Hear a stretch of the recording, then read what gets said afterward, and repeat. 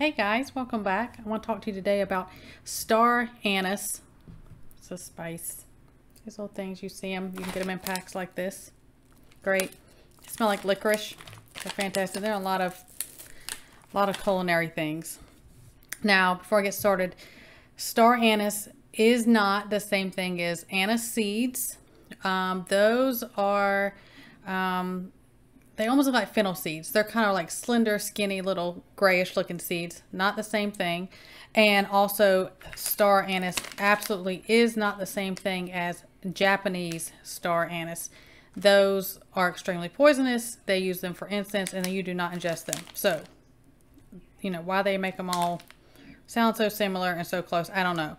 But you'll notice these little star things, you'll see them smell like, you know, licorice. They're in chai tea, things like that. Fantastic. Absolutely. I mean, and I say keep these last forever because they're already dried. Throw them in teas. That's the biggest way to get the benefits in is put, you know, steep some water, put them in a, you know, tea. You can put, you know, just add it to your regular tea, another herbal tea, or you can just, like a lot of times if I'm using it for a particular health benefit reason at the moment, I just put some of these, one or two of these in there, and, you know, maybe some cinnamon and sweeten it with some honey. So, high, like extremely high antioxidant. So, you know, your vitamin C, your zinc, antioxidant, everything that comes with antioxidant benefits.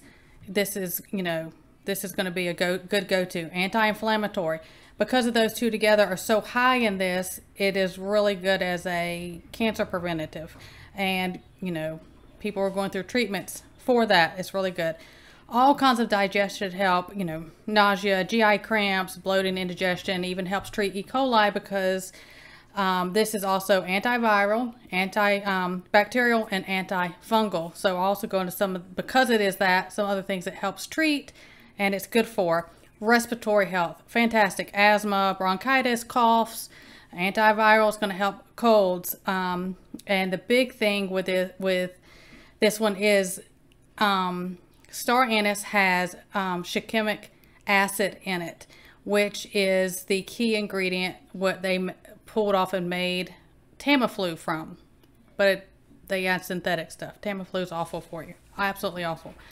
But because this is a natural occurring shikimic acid, this is fantastic for the flu, or if you feel like you're coming down with the flu, or anything viral.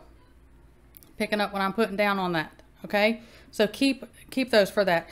Again, with the antiviral stuff, it is fantastic for people who suffer for any kind of cold sores. Drink that regularly. It has all the things, or, you know, people who will get cold sores that come out. Drink it. That helps that. And because, again, with the antiviral thing, this is another one that is fantastic for people who suffer with mono, whether they just can't, and mono's everywhere. I think everyone comes in contact. Some people just can't shake it, or it just lays dormant, and, you know, kind of like Lyme or different things like that, it'll pop up and then they'll get a mono flare.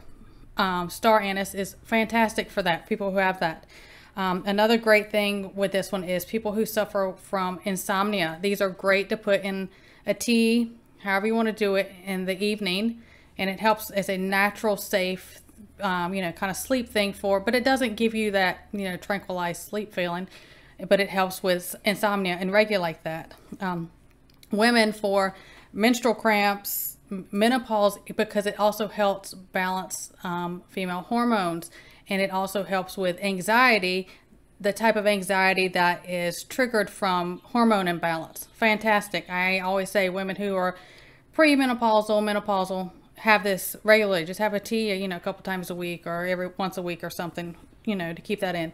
Regulates blood sugar. Again, anything with, you know, blood sugar, blood pressure, when I say it helps regulate, you need to gauge, because everyone's different. Some of them is very under control. Some of them are out of control. If you're on different prescription medications for, you know, diabetes, blood sugar issues, or high blood pressure, monitor it when you add these things.